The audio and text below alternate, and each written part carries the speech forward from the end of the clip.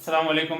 Next class में welcome है। और इस क्लास में जो हमारा टॉपिक रहने वाला है that is instantaneous dipole induced dipole forces. Intermolecular forces का ये टॉपिक अपना कंटिन्यू है। पिछले क्लास में हमने dipole dipole force, dipole induced dipole force और आइन डाइपोल फोर्स के बारे में पढ़ा। मैंने आपको बताया था कि डाइपोल डाइपोल फोर्स दो डाइपोल्स के बीच में होती है। डाइपोल इंड्यूस्ड डाइपोल फोर्स एक परमानेंट डाइपोल और एक इंड्यूस्ड डाइपोल के बीच में होती है। आयन डाइपोल फोर्स एक आयन और एक डाइपोल के बीच में होती है। तो ये जो फोर्स है इंस्टेंटेनियस डाइपोल इंड्यूस्ड डाइपोल, ये जो है ये इंस्टेंटेनियस डाइपोल और इंड्यूस्ड डाइपोल के बीच में होगी।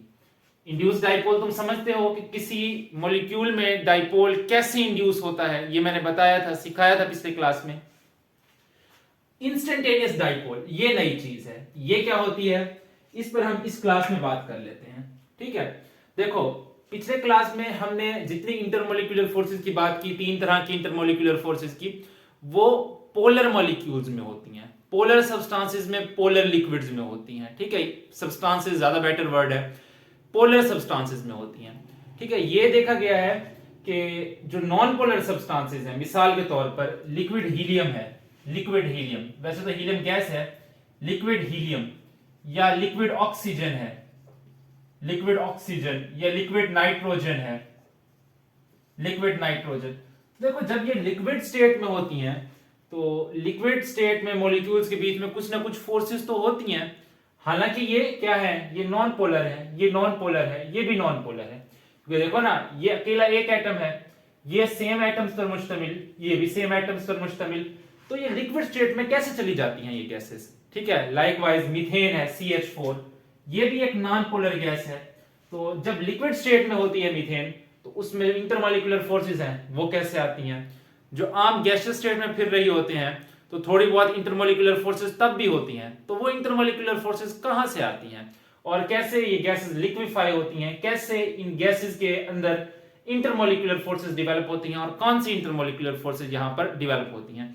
इन सब बातों का आंसर एक जर्मन फिजिसिस्ट उसने दिया 1930 में, नाम था उसका फ्रिट्ज लंदन, फ्रिट्ज लंदन। ये जर्मन फिजिसिस्ट था, जर्मन फिजिसिस्ट था। ठीक है, इसी के नाम पर instantaneous dipole induced dipole force का दूसरा नाम लंदन फोर्सेस भी है। ठीक है, लंदन फोर्सेस भी इन्हीं को कहते हैं। अच्छा, इसका क्या कहना है, इसका कहना यह है कि मिसाल के तौर पर अपने पास कोई नॉन पोलर मॉलिक्यूल है। ठीक है, देखो मिसाल के तौर पर मैं नियॉन ले लेता हूं इधर। ठीक है, ये नियॉन का न्यूक्लियस, ये उसका पहला शेल, ये इसका दूसरा शेल। नियॉन के पहले शेल में 2 इलेक्ट्रॉन, दूसरे शेल में 8 इलेक्ट्रॉन। ये देखो जी, ये 8 इलेक्ट्रॉन, ये नियॉन आ गया। ठीक है, इसी तरह एक और नियॉन एटम, ये पहला शेल, ये दूसरा शेल। पहले शेल में इसके 2 इलेक्ट्रॉन, दूसरे शेल में 8 इलेक्ट्रॉन। जैसे ही ये नियॉन मॉलिक्यूल एक दूसरे के करीब आते हैं, जैसे ही ये दो नियॉन मॉलिक्यूल एक दूसरे के करीब आते हैं, ये भी नियॉन है, ये भी नियॉन है, तो होता क्या है, ये इनके जो इलेक्ट्रॉन्स हैं ये एक दूसरे को रिपेल करते हैं। जैसे ही एक दूसरे के करीब आए, इलेक्ट्रॉनों पर नेगेटिव चार्ज है, ये इलेक्ट्रॉन एक दूसरे को रिपेल करते हैं, ये वाले इलेक्ट्रॉन इन इलेक्ट्रॉनों को इधर धक्का मारते हैं। एक नियॉन के जो वैलेंस इलेक्ट्रॉन है वो दूसरे नियॉन के वैलेंस इलेक्ट्रॉन्स को रिपेल करते हैं, धक्का मार के दूसरी तरफ भेजते हैं। अच्छा, इस वाले के सेम यही काम करेंगे, इस वाले के वैलेंस इलेक्ट्रॉन इसके इन इलेक्ट्रॉनों को धक्का मारकर इधर भेजेंगे। ठीक है, अभी देखो, अभी यहां पर क्या है, ये जो सिचुएशन है, यहां पर जो इलेक्ट्रॉन डेंसिटी है वो सिमेट्रिकल है। ठीक है, इलेक्ट्रॉन डेंसिटी इज सिमेट्रिकल। ठीक है, देखो हर तरफ से बराबर इलेक्ट्रॉन्स आपको नजर आ रहे हैं। लेकिन जैसे ये दूसरे करीब आते हैं, एक दूसरे के इलेक्ट्रॉनों को रिपेल करते हैं, ये इसके इलेक्ट्रॉन्स को रिपेल करता है और ये इसके इलेक्ट्रॉन्स को रिपेल करता है। तो इलेक्ट्रॉन देखो ऑपोजिट डायरेक्शन में भागते हैं, इसके इलेक्ट्रॉन्स उधर भागेंगे, इसके इलेक्ट्रॉन्स उधर भागेंगे। तो देखो क्या होगा, कुछ ऐसी सिचुएशन बन जाएगी, इसके इलेक्ट्रॉन्स इस साइड पर इधर आ जाएंगे, ये इधर। ठीक है, और इसके जो इलेक्ट्रॉन्स हैं, इसके इलेक्ट्रॉन्स ये किधर चले जाएंगे, इधर चले जाएंगे। ठीक है, इधर, ये देखो इधर चले गए। अब देखो इलेक्ट्रॉन डेंसिटी कैसी है, इधर इलेक्ट्रॉन्स है इधर नहीं है, इधर इलेक्ट्रॉन्स नहीं है इधर इलेक्ट्रॉन्स हैं, तो now electron density is no more symmetrical, electron density is no more symmetrical, no more symmetrical. और जब इलेक्ट्रॉन डेंसिटी नॉन सिमेट्रिकल हो जाए, नॉन सिमेट्रिकल हो जाए, तो देखो डाइपोल बन जाता है, यहां पर पार्शियल पॉजिटिव, यहां पर पार्शियल नेगेटिव, यहां पार्शियल पॉजिटिव, यहां पर पार्शियल नेगेटिव। ये जो डाइपोल्स बने हैं ये इंस्टेंटेनियसली बने हैं, ठीक है, एट एन इंस्टेंट बने हैं, किसी लम्हे में बने हैं। जैसे मिसाल के तौर पर किसी लम्हे में दो मॉलिक्यूल एक दूसरे के सामने है, दोनों ने एक दूसरे के वैलेंस इलेक्ट्रॉन्स को रिपेल किया, इसने इलेक्ट्रॉन्स को धक्का मारकर उधर भेज दिया, इसने इसके इलेक्ट्रॉन्स को धक्का मारकर इधर भेज दिया, तो इस इंस्टेंट पर ये पोल्स बन गए, ठीक है। एक इंस्टेंट पर हमें ये पोल्स दिखेंगे और हो सकता है अगले ही लम्हे ये पोल्स गायब हो जाए, दोबारा ये इलेक्ट्रॉन जैसे सिमेट्रिकल हो जाए, ठीक है। ये पोल्स बनते कब हैं ऐसे, ये तब बनते हैं जब मॉलिक्यूल एक दूसरे के करीब आते हैं, जब मॉलिक्यूल एक दूसरे के करीब आते हैं, मॉलिक्यूल एक दूसरे के करीब आए, वैलेंस इलेक्ट्रॉन्स को रिपेल किया एक दूसरे के, पोल्स बन गए, ठीक है। जैसे ही थोड़ा दूर गए वापस नॉर्मल हो गए, ठीक है। जैसे करीब आए एक दूसरे के वैलेंस इलेक्ट्रॉन्स को रिपेल किया, इलेक्ट्रॉन को धक्का मार के दूसरी तरफ भेजा, पोल्स बना दिए। जैसे फिर दूर हुए फिर वापस इलेक्ट्रॉन्स अपनी जगह पर आ गए, ठीक है, पोल खत्म हो गया, ठीक है ना। अभी जैसे ये करीब है तो ये ऐसे पोल्स बन जाएंगे, तो इसीलिए इनको बोलते हैं इंस्टेंटेनियस डाइपोल, ठीक है, इंस्टेंटेनियस डाइपोल, यानी किसी लम्हे ये डाइपोल बना और अगले ही लम्हे ये डाइपोल खत्म हो गया, अगले ही लम्हे ये डाइपोल खत्म हो गया। अब मिसाल के तौर पर इस इंस्टेंटेनियस डाइपोल के करीब, इस इंस्टेंटेनियस डाइपोल के करीब कोई और नियॉन का एटम आता है जो अभी पोलराइज नहीं हुआ, जो अभी पोलराइज नहीं हुआ, नॉन पोलराइज पड़ा है। तो देखो मिसाल के तौर पर ये दूसरा कोई नियॉन का एटम इसके करीब आया, 4, ये 6 और ये 8, तो अब क्या होगा, देखो यहां पर क्या है, पार्शियल नेगेटिव है, यहां पर क्या है, पार्शियल नेगेटिव है। ये पार्शियल नेगेटिव क्या करेगा, इसके इलेक्ट्रॉनों को इधर धक्का मारेगा, इसके इलेक्ट्रॉनों को इधर धक्का मारेगा, तो इसकी सिचुएशन कैसे बन जाएगी, देखो इसकी सिचुएशन कुछ ऐसे बन जाएगी, 8, यहां पर पार्शियल नेगेटिव, यहां पर पार्शियल पॉजिटिव। इस इंस्टेंटेनियस डाइपोल को देखो ये कैसे है, ये वैसे ठहरा है, ठीक है, इसे कोई फर्क नहीं पड़ा, पार्शियल नेगेटिव पार्शियल पॉजिटिव। अब देखो इस पॉजिटिव नेगेटिव में क्या स्टार्ट हो जाएगी, अट्रैक्शन। ये क्या था, ये अपने पास इंस्टेंटेनियस डाइपोल था, और ये डाइपोल कैसा है, इंड्यूस्ड डाइपोल। ये क्या है, इंड्यूस्ड डाइपोल है। ये डाइपोल किसकी वजह से इंड्यूस हुआ है, ये डाइपोल इस इंस्टेंटेनियस डाइपोल की वजह से इंड्यूस हुआ है, और इनके बीच में ऐसी अट्रैक्शन स्टार्ट हो गई हैं, तो ये अट्रैक्शन क्या कहलाएंगी, instantaneous dipole induced dipole forces. Instantaneous का लफ्ज लिखते ही पहले इसीलिए है क्योंकि पहले इंस्टेंटेनियस डाइपोल बनता है, उसके बाद इंड्यूस्ड डाइपोल बनता है, और फिर इंस्टेंटेनियस डाइपोल और इंड्यूस्ड डाइपोल के बीच में अट्रैक्शन स्टार्ट होती है, जिनका नाम instantaneous dipole induced dipole forces, या इन्हीं का दूसरा नाम लंदन फोर्सेस भी है। क्लियर हो गई ये फोर्सेस कैसे बनती हैं, ये फोर्सेस मोमेंटरी होती हैं, ठीक है, ऐसे बनी खत्म हो गई, बनी खत्म हो गई, फिर किसी और के साथ बन गई, फिर अगले मॉलिक्यूल के साथ, तो ये मोमेंटरी होती हैं। रिपीट कर देता हूं जल्दी से, मिसाल के तौर पर दो नॉन पोलर नियॉन के मॉलिक्यूल हैं, आपस में करीब आए, करीब आएंगे, जैसे एक दूसरे के इलेक्ट्रॉनों को धक्का मारेंगे, ये इसके इलेक्ट्रॉनों को उधर भेजेगा, ये इसके इलेक्ट्रॉनों को उधर भेजेगा, तो ऐसे मोमेंटरी पोल्स बन जाएंगे, जिनको बोलेंगे इंस्टेंटेनियस डाइपोल, जिनको बोलेंगे इंस्टेंटेनियस डाइपोल। अब इन इंस्टेंटेनियस डाइपोल में से किसी के करीब कोई और नॉन पोलर एटम आता है या कोई दूसरा नॉन पोलर मॉलिक्यूल आता है, तो इन इंस्टेंटेनियस डाइपोल की वजह से इस आने वाले मॉलिक्यूल में एक नया डाइपोल इंड्यूस हो जाएगा, जिसे क्या बोलेंगे, इंड्यूस्ड डाइपोल बोलेंगे, और फिर इंड्यूस्ड डाइपोल और इंस्टेंटेनियस डाइपोल के बीच में अट्रैक्शन स्टार्ट होंगी। इन अट्रैक्शंस का नाम instantaneous dipole induced dipole force है, या इनका दूसरा नाम लंदन फोर्सेस है, क्योंकि इनका कांसेप्ट एक जर्मन फिजिसिस्ट फ्रिट्ज लंदन ने 1930 में दिया था, ठीक है। तो ये पूरी कहानी है लंदन डिस्पर्शन फोर्सेस की। डिफाइन कैसे करोगे, बाय नेम शॉर्ट क्वेश्चन पूछेगा, what is London dispersion forces, तो आप बताओगे momentary forces of attraction, momentary forces of attraction between instantaneous dipole and induced dipole the momentary forces of attraction between instantaneous dipole and induced dipole are called as London dispersion forces or instantaneous dipole induced dipole forces, ठीक है। Clear हो गई बात? Clear है बात? ये कैसे बनती हैं, समझ आ गई? अच्छा देखो एक और बात इंस्टेंटेनियस डाइपोल इंड्यूस्ड डाइपोल के हवाले से। अच्छा instantaneous dipole induced dipole forces ये वीक फोर्सेस होती हैं, डाइपोल डाइपोल फोर्सेस की निस्बत ये वीक फोर्सेस होती हैं, क्योंकि किस में होती हैं ये? नॉन पोलर मॉलिक्यूल्स में, और नॉन पोलर मॉलिक्यूल्स में परमानेंट डाइपोल नहीं बनते, इंस्टेंटेनियस डाइपोल बनते हैं, और उस इंस्टेंटेनियस डाइपोल से एक डाइपोल और इंड्यूस होता है, फिर इंस्टेंटेनियस डाइपोल और इंड्यूस्ड डाइपोल के बीच में अट्रैक्शन होती है, जिसे instantaneous dipole induced dipole force या लंदन फोर्सेस बोलते हैं। तो पहली बात ये आपने समझनी है कि ये कैसी फोर्सेस है? ये वीक फोर्सेस है, ये weaker then dipole dipole forces, weaker then dipole dipole forces. Dipole dipole forces भी अपने आप में वीक फोर्सेस थी, लेकिन ये उससे भी वीक है, उससे भी वीक है।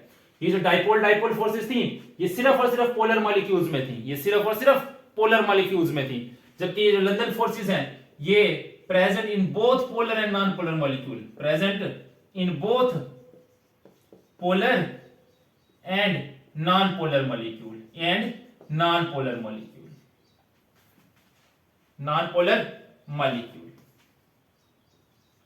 ठीक है, पोलर मॉलिक्यूल में क्योंकि आप जानते हो डाइपोल डाइपोल फोर्सेस सिग्निफिकेंट होती हैं, तो इसलिए लंदन डिस्पर्शन फोर्सेस जो है ज्यादा हमें दिखाई नहीं पड़ती। ठीक है, लंदन डिस्पर्शन फोर्सेस को पोलर मॉलिक्यूल में मोस्टली नजरअंदाज कर दिया जाता है। ठीक है, ऑल्दो देखते हैं ये कैसे होती हैं पोलर मॉलिक्यूल्स में। नॉन पोलर में मैंने भी दिखाया, नियॉन का एग्जांपल देखिए, और पोलर में बात करते हैं। मिसाल के तौर पर H3C CH2 CH2 CH2 CH2, ये कितने हो गए? 5, और ये 6। ये एक फैटी एसिड है। ठीक है, इसका नाम है हेक्सानोइक एसिड। ठीक है, मैं लिख देता हूं हेक्सानोइक एसिड। ठीक है, देखो ना इसमें कितने कार्बन है? 1 2 3 4 5 6 कार्बन है, और एसिड है तो 6 कार्बन वाले को हेक्सेन, और एसिड है तो ओइक एसिड, हेक्सेनोइक एसिड। तो ये एक फैटी एसिड है। ठीक है, यहां पर देखो अब इसमें पोलर पार्ट भी है, नॉन पोलर पार्ट भी है। ये जो COOH वाला पार्ट है, ये जो COOH वाला पार्ट है ये पोलर है, पार्शियल नेगेटिव पार्शियल पॉजिटिव, और ये वाला जो पार्ट है ये नॉन पोलर पार्ट है। ये कैसा पार्ट है? नॉन पोलर पार्ट है। कैसा है? नॉन पोलर पार्ट है। तो अब मिसाल के तौर पर कोई दूसरा हेक्सेनोइक एसिड का मॉलिक्यूल इसके सामने आता है, मिसाल के तौर पर यहां ड्रा करने की कोशिश करते हैं। यहां पर देखो, एक मिनट, दूसरी तरह से करके इसका स्ट्रक्चर बनाते हैं। 1 2 3 4 5 और ये 6, C double bond O OH। ठीक है, 1 2 3 4 5 6, C double bond O OH। ठीक है, अब यहां पर देखो ये पोलर है, partial negative partial positive, partial negative partial positive. इस नेगेटिव पॉजिटिव में तो डाइपोल डाइपोल फोर्सेस बनेंगी, लेकिन ये जो नॉन पोलर पार्ट है, ये जो नॉन पोलर पार्ट है, इनके पास भी क्या होंगे? इलेक्ट्रॉन्स होंगे, इनके बैलेंस में भी क्या होंगे? इलेक्ट्रॉन्स होंगे इधर।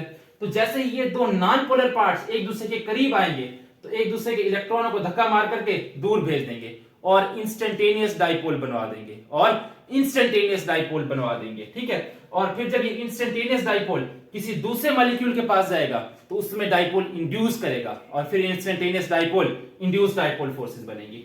तो आप कह सकते हो कि अगर किसी पोलर मॉलिक्यूल में नॉन पोलर पार्ट है, देखो जैसे ये मॉलिक्यूल है, ठीक है, इसमें देखो पोलर पार्ट भी है नॉन पोलर पार्ट भी है, तो जो पोलर पार्ट होगा उसमें तो डाइपोल डाइपोल फोर्सेस होंगी, लेकिन जो नॉन पोलर पार्ट होगा उसमें instantaneous dipole induce dipole forces भी होंगी। समझ गए बात को? यही वजह है कि जैसे जैसे आपके ये जो एसिड्स होते हैं, फैटी एसिड्स, इनका ये नॉन पोलर पार्ट बढ़ता जाता है तो इनका मेल्टिंग बॉइलिंग पॉइंट भी बढ़ता जाता है। ठीक है, क्यों? क्योंकि इनमें क्या होता है, लंदन डिस्पर्शन फोर्सेस भी इंक्रीज करती जाती हैं। कैसे इंक्रीज करती हैं उस पर मैं बात करने लगा हूं। ठीक है, सुनना, अब हम डिस्कस करें। ये तो मैंने बस एक लाइन समझाई है, ठीक है, इसका डिटेल मतलब अभी हम समझते हैं। ठीक है ना, अभी मैं फैक्टर पढ़ाऊंगा ना तो ये सब बातें क्लियर हो जाएंगी, पता लग जाएगा कैसे साइज बढ़ने से लंदन फोर्सेस इंक्रीज करती हैं। आइए फैक्टर्स देखते हैं, लंदन डिस्पर्शन फोर्सेस के फैक्टर्स। अपनी किताब में 2 फैक्टर्स डिस्कस किए हुए हैं। ठीक है, दोनों के नाम मैं लिख देता हूं। जब आपसे लंदन डिस्पर्शन फोर्सेस की डेफिनेशन पूछे तो साथ ये 2 फैक्टर लाजमी देने हैं। ठीक है, नंबर 1 पहला फैक्टर है साइज। ठीक है, साइज ऑफ एटम्स या मॉलिक्यूल्स, साइज ऑफ एटम्स या मॉलिक्यूल्स। नंबर 2 दूसरा factor atomicity, number of atoms. ये दो फैक्टर्स हैं, ठीक है। जितना ज्यादा एटम का साइज, मॉलिक्यूल का साइज होगा, उतनी ज्यादा लंदन डिस्पर्शन फोर्सेस होंगी। जितना ज्यादा नंबर ऑफ एटम्स होगा, ये नंबर ऑफ एटम्स जितने ज्यादा होंगे उतनी ज्यादा लंदन डिस्पर्शन फोर्सेस होंगी। दोनों के डायरेक्टली प्रोपोर्शनल है, दोनों के डायरेक्टली प्रोपोर्शनल। आओ देखते हैं कैसे हैं। मिसाल के तौर पर एक छोटे साइज का मॉलिक्यूल है, पहले एक छोटे साइज का मॉलिक्यूल है, ठीक है। इसके बैलेंस में भी क्या है, इलेक्ट्रॉन्स है। मान लो इसके बैलेंस में 8 इलेक्ट्रॉन्स हैं, 2 3 4 5 6 7 8, 1 2 3 4 5 6 7 8, ठीक है। अब जैसे ये दो छोटे साइज के मॉलिक्यूल एक दूसरे के करीब आएंगे तो एक दूसरे के इलेक्ट्रॉनों को धक्का मारेंगे, ठीक है। ये कहेगा उनके इलेक्ट्रॉनों को भाई तुम उधर भागो, ये कहेगा इनके इलेक्ट्रॉनों को तुम उधर भागो। लेकिन देखो वहां पर जगह है नहीं है, वहां पर जगह नहीं है, ठीक है। पहले थोड़ी सी जगह थी, वहां पर वो इलेक्ट्रॉन पहले से उधर इलेक्ट्रॉन प्रेजेंट है, ठीक है। तो ये इलेक्ट्रॉन, यहां वाले इलेक्ट्रॉन इतनी आसानी से इधर नहीं जा पाएंगे क्योंकि यहां पर मौजूद इलेक्ट्रॉन इनको यहां पर नहीं आने देंगे। क्यों? क्योंकि जगह नहीं है, साइज छोटा है ना, ठीक है। तो इसकी वजह से पोल्स बनना, इंस्टेंटेनियस डाइपोल बनना, ये बहुत मुश्किल हो जाएगा। तो जब इंस्टेंटेनियस डाइपोल ही नहीं बन पाएगा तो फिर इंड्यूस्ड डाइपोल ठेंगा बनेगा। आखिर इलेक्ट्रॉन भी इंसान है, इलेक्ट्रॉनों को भी भाई जगह चाहिए। जब इलेक्ट्रॉनों को जगह ही नहीं मिलेगी तो वहां पर कैसे जाएंगे? तो डाइपोल बनेगा ही नहीं, ठीक है। या बनेगा तो बहुत मुश्किल से बनेगा। जैसे ही बनेगा फौरन वापस जो है मॉलिक्यूल, इलेक्ट्रॉन्स जो है वो वैसे ही रीअरेंज हो जाएंगे, जैसे पहले थे उस पोजीशन में आ जाएंगे। तो यहां पर जो है डाइपोल बनना मुश्किल है, यहां पर डाइपोल बनना मुश्किल है। इसके मुकाबले में अगर बड़े साइज का मॉलिक्यूल हो, इसके मुकाबले में अगर बड़े साइज का मॉलिक्यूल हो, इसके बैलेंस में भी चलो 8 इलेक्ट्रॉन ले लेते हैं, इसके बैलेंस में ये 8 इलेक्ट्रॉन ले लिए। अब जैसे ही ये दोनों एक दूसरे के करीब आए, एक दूसरे के इलेक्ट्रॉन को रिपेल किया, देखो इस तरफ काफी जगह पड़ी है, रिपेल किए, इस तरफ काफी जगह पड़ी है, ये देखो ये ऐसे यहां पर चले गए इलेक्ट्रॉन, ये देखो इलेक्ट्रॉन्स कहां चले गए, यहां चले गए, ठीक है। अब ये क्या बन गया? इंस्टेंटेनियस डाइपोल बन गया। क्या बन गया? इंस्टेंटेनियस डाइपोल बन गया। अब इंस्टेंटेनियस डाइपोल के करीब कोई दूसरा मॉलिक्यूल आएगा, तो देखो ये पार्शियल नेगेटिव इन इलेक्ट्रॉनों को रिपेल करके उधर भेजेगा, इन इलेक्ट्रॉनों को रिपेल करके उधर भेजेगा। तो स्टेटस क्या बन जाएगा? देखो ये वाला जो मॉलिक्यूल था इसमें भी डाइपोल इंड्यूस हो जाएगा, इसमें भी डाइपोल इंड्यूस हो जाएगा, इसके इलेक्ट्रॉन्स इधर भाग जाएंगे। यहां पर पार्शियल नेगेटिव, यहां पर पार्शियल पॉजिटिव, पॉजिटिव नेगेटिव में अट्रैक्शन। ये कैसा था? ये इंड्यूस्ड डाइपोल है, ये इंड्यूस्ड डाइपोल है। तो the momentary forces of attraction between instantaneous dipole and induced dipole are called as instantaneous dipole, induced dipole forces और लंदन डिस्पर्शन फोर्सेस, ठीक है। ये सब बातें आपको समझ में आ गई। देखो अब बॉइलिंग पॉइंट का ट्रेंड डिस्कस करते हैं नॉन पोलर मॉलिक्यूल्स में। देखो 8th ग्रुप के एलिमेंट जिनको जीरो ग्रुप एलिमेंट्स भी बोलते हैं, जीरो ग्रुप एलिमेंट्स। क्यों? क्योंकि ये मोनो एटॉमिक गैसेस होती हैं, इनकी वैलेंसी जीरो होती है, ठीक है, इसलिए इनको जीरो ग्रुप एलिमेंट्स भी बोलते हैं, ठीक। अच्छा, इन जीरो ग्रुप एलिमेंट्स में कौन कौन शामिल है? हीलियम है, नियॉन है, आर्गॉन है, क्रिप्टॉन है, जीनॉन और रेडॉन है। ये सब के सब मोनो एटॉमिक गैसेस हैं, सबके सब मोनो एटॉमिक गैसेस हैं, ठीक है। इनके वैलेंस शेल कंप्लीटली सेटिस्फाई हैं।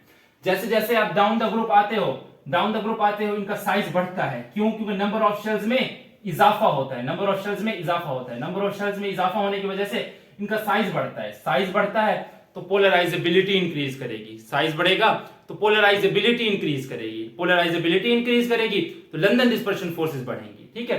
अब देखो पोलराइजेबिलिटी क्या होती है? पोलराइजेबिलिटी होती है पोल्स बनने की सलाहियत। पोलराइजेबिलिटी क्या होती है? पोल्स बनने की सलाहियत, the ability to form poles, ठीक है, पोल्स बनने की सलाहियत। अगर छोटा होगा तो पोल्स बनना मुश्किल, बड़ा साइज होगा तो पोल्स बनना आसान होता जाएगा। बुक की डेफिनेशन लिखता हूं, बाय नेम शॉर्ट क्वेश्चन पूछेगा what is polarisability and how it effects the London dispersion forces, तो आपने जवाब देना है the polarisability is the quantitative measurement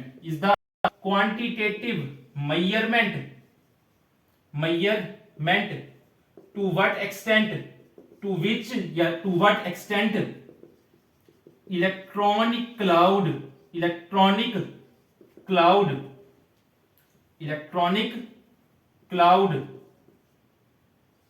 can be distorted और डिस्पर्स्ड कैन बी डिस्टॉर्टेड और डिस्पर्स्ड। ठीक है, कितनी आसानी से इलेक्ट्रॉनिक क्लाउड को डिस्पर्स किया जा सकता है, डिस्पर्स किया जा सकता है, रिपेल करके उधर भेजा जा सकता है। तो the ability to form poles या the quantitative measurement to which extent electronic cloud can be distorted और dispersed is called as polarizability. Pole ज्यादा बनेंगे, ज्यादा पोलराइजेबिलिटी होगी, तो लंदन डिस्पर्शन फोर्सेस भी क्या होंगी, स्ट्रांग होंगी। लंदन डिस्पर्शन फोर्सेस भी तब क्या होंगी, स्ट्रांग होगी। समझ में आ गई बात। अच्छा, लाइकवाइज डाउन द ग्रुप चलने पर लंदन डिस्पर्शन फोर्सेस इंक्रीज करती हैं, तो डाउन द ग्रुप जाने पर बॉइलिंग पॉइंट भी क्या करेगा, इंक्रीज करेगा। Boiling point also increase, boiling point also increase. ठीक है, ये भी इंक्रीज करता जाएगा। क्लियर, समझ में आ गई बात। अच्छा, बाय नेम शॉर्ट क्वेश्चन पूछेगा why the boiling point of noble gases increases down the group. तो आप बताओगे डाउन द ग्रुप साइज बढ़ेगा तो पोलराइजेबिलिटी बढ़ेगी, और जब पोलराइजेबिलिटी बढ़ेगी तो लंदन डिस्पर्शन फोर्सेस भी बढ़ जाएंगी। क्लियर। अच्छा, इसी तरीके से हेलोजन सेवंथ ग्रुप के एलिमेंट्स फ्लोरीन, क्लोरीन, ब्रोमीन और आयोडीन, ये क्या है, ये डायटोमिक गैसेस हैं। ये क्या है, ये डायटोमिक गैसेस हैं। लेकिन फ्लोरीन का साइज सबसे छोटा है, क्लोरीन का साइज बड़ा है, ब्रोमीन का और बड़ा है, आयोडीन का और बड़ा है। ऐसे भी सवाल पूछ सकता है आपसे, why the boiling point of halogen increases down the group. तो आप बताओगे down the group size increase करता है, इसकी वजह से पोलराइजेबिलिटी इंक्रीज करती है। पोलराइजेबिलिटी बढ़ने की वजह से क्या होता है, लंदन डिस्पर्शन फोर्सेस इंक्रीज करते हैं। या आप सरफेस एरिया का फैक्टर भी ऐड कर सकते हो। डाउन द ग्रुप साइज बढ़ता है, साइज बढ़ने की वजह से सरफेस एरिया बढ़ता है, और जब सरफेस एरिया बढ़ता है तो फिर पोलराइजेबिलिटी बढ़ती है। जब पोलराइजेबिलिटी बढ़ती है तो फिर वो लंदन डिस्पर्शन फोर्सेस को बढ़ाती है, और लंदन डिस्पर्शन फोर्सेस जब स्ट्रांग होंगी तो बॉइलिंग पॉइंट भी क्या होता जाएगा, बढ़ता जाएगा। ठीक है, ये जो फ्लोरीन है, फ्लोरीन का जो बॉइलिंग पॉइंट है F2 का, वो -188.1 डिग्री सेल्सियस होता है, जबकि जो आयोडीन होता है, आयोडीन का +184 डिग्री सेल्सियस होता है। बाय नेम शॉर्ट क्वेश्चन पूछता है why iodine is solid while fluorine is gas at room temperature.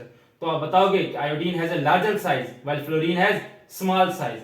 Iodine has greater polarisability, greater surface area, while fluorine has less porosity because its size is small. So London dispersion forces are stronger in fluorine, therefore it is solid. Boiling point is +184 degrees Celsius, while the boiling point of fluorine is -188.1 degrees Celsius due to weaker London dispersion forces. समझ आ गई? Important short है, पूछता होता है। अच्छा, इसके अलावा atomicity का फैक्टर एटॉमिसिटी बोलते हैं नंबर ऑफ एटम्स। देखो, हाइड्रोकार्बन में चले जाओ, CH4 methane, number of atoms कम है, एक कार्बन 4 हाइड्रोजन। इथेन में आ जाओ, C2H4, नंबर ऑफ कार्बन बढ़ गए थोड़े से। प्रोपेन में C3H7 और बढ़ गए। ठीक है, ब्यूटेन C4H10 और बढ़ गए। नाम याद ना हो तो लिख देता हूं, this is methane, this is ethane, ये प्रोपेन, ये ब्यूटेन, और यहां पर C5H12, C6H14, C7H16, C8H18, ये क्या है आपका, ये पेंटेन है, this is pentane, this is hexane, this is heptane, this is octane, और मजीद और लिख देता हूं C9H20 और C10H22, ये नोनेन, this is नोनेन, and this is decade. ठीक है। अच्छा, किताब ने एक और नाम भी लिख रखा है आइसोडिकेन। ठीक है, आइसोडिकेन, उस पर भी चलो थोड़ी सी बात कर लेंगे। अच्छा, मीथेन, इथेन, प्रोपेन और ब्यूटेन, ये चारों की चारों ये गैसेस हैं, ये चारों की चारों गैसेस हैं, फर्स्ट 4 मेंबर गैसेस हैं। नेक्स्ट 6 मेंबर जो हैं ये लिक्विड्स हैं, नेक्स्ट 6 मेंबर जो हैं वो लिक्विड्स हैं, 1 2 3 4 5 6 लिक्विड। आइसोडिकेन भी लिक्विड होता है, किताब वाले ने लिख रखा है सॉलिड, गलत लिख रखा है, काट लो, लिक्विड होता है। आइसोडिकेन भी लिक्विड होता है। उसने आइसोडिकेन का बॉइलिंग पॉइंट लिख रखा होगा 327 डिग्री सेल्सियस, वो बेसिकली 327 डिग्री फ़ारेनहाइट है। ठीक है ना, तो इसका डिग्री सेल्सियस में है बॉइलिंग पॉइंट आइसोडिकेन का, वो 164 डिग्री सेल्सियस होता है, 164 डिग्री सेल्सियस। किताब की गलती है, ठीक कर लेना। ठीक है, आइसोडिकेन लिक्विड होता है। अच्छा जी, तो देखो यहाँ पर नंबर ऑफ एटम्स कम है, यहाँ पर नंबर ऑफ एटम्स बढ़ते जा रहे हैं। जैसे जैसे नंबर ऑफ एटम्स बढ़े तो गैसियस स्टेट से लिक्विड स्टेट में चले गए। नंबर ऑफ एटम्स बढ़ने की वजह से क्या हुआ, सरफेस एरिया बढ़ा। सरफेस एरिया तो पोलराइजेबिलिटी बढ़ेगी, पोलराइजेबिलिटी बढ़ेगी तो फिर क्या होगा, लंदन डिस्पर्शन फोर्सेस बढ़ेंगी। ठीक है, और जो फिजिकल स्टेट है वो गैसेस से लिक्विड की तरफ और फिर लिक्विड से सॉलिड की तरफ। यही वजह है कि जो लोअर एल्कीन्स हैं या लोअर एलाइंस हैं गैसेस होती हैं, थोड़े जो मिड में होते हैं वो लिक्विड और जो होते हैं वो सॉलिड होते हैं। ठीक है, क्लियर बात। अच्छा, ये आपसे शॉर्ट क्वेश्चन पूछता है कि बताओ ये जो इथेन है, इथेन का जो बॉइलिंग पॉइंट है वो -88 डिग्री सेल्सियस है, और ये जो हेक्सेन है, हेक्सेन, इसका जो बॉइलिंग पॉइंट है ये +64 डिग्री सेल्सियस है। बताओ ऐसा क्यों है? तो बताना कि भाई एटॉमिसिटी है कम, नंबर ऑफ है कम, हेक्सेन में नंबर ऑफ एटम्स है ज्यादा, इथेन का सरफेस एरिया है छोटा, हेक्सेन का सरफेस एरिया है ज्यादा, इथेन में पोलराइजेबिलिटी है ज्यादा, हेक्सेन में इथेन में पोलराइजेबिलिटी है कम, तो लंदन फोर्सेस होंगी वीक, हेक्सेन में पोलराइजेबिलिटी होगी ज्यादा, लंदन फोर्सेस होंगी स्ट्रांग। लंदन फोर्सेस जब स्ट्रांग होंगी तो बॉइलिंग पॉइंट क्या होगा, हाई। कितना होगा, +64। और इथेन में लंदन फोर्सेस होंगी वीक, क्यों? क्योंकि साइज स्मॉल है, ठीक है, सरफेस एरिया कम है और पोलराइजेबिलिटी कम होगी, तो लंदन फोर्सेस क्या होंगी, वीक, और इथेन क्या होगी, गैस, तो हेक्सेन क्या होगा, लिक्विड। ठीक है, समझ आ गई। अच्छा, यूं भी बोर्ड में एमसीक्यू पूछता है कि which one of the following hydrocarbon is liquid. ठीक है, जनरल है ये इथेन, प्रोपेन, ब्यूटेन और हेक्सेन पूछा हुआ होता है। बताओ इनमें से कौन लिक्विड है? तो hexane, hexane is a liquid. Pentane, hexane, heptane, ये लिक्विड है। आइसोडिकेन ये लिक्विड है, बुक में लेना, इसका बॉइलिंग 164 होता है, 127 और ये होता है आइसोडिकेन, आइसोडिकेन लिक्विड होता है। ठीक है, तो that was all about today's class. पढ़ा लंदन डिस्पर्शन फोर्सेस के बारे में, उसके फैक्टर्स और इंपॉर्टेंस देखी कि क्या इंपॉर्टेंस है डिस्पर्शन फोर्सेस की। इंशाल्लाह फिर मुलाकात होती है अगले क्लास में विद अ न्यू टॉपिक। तब तक के लिए अल्लाह हाफिज।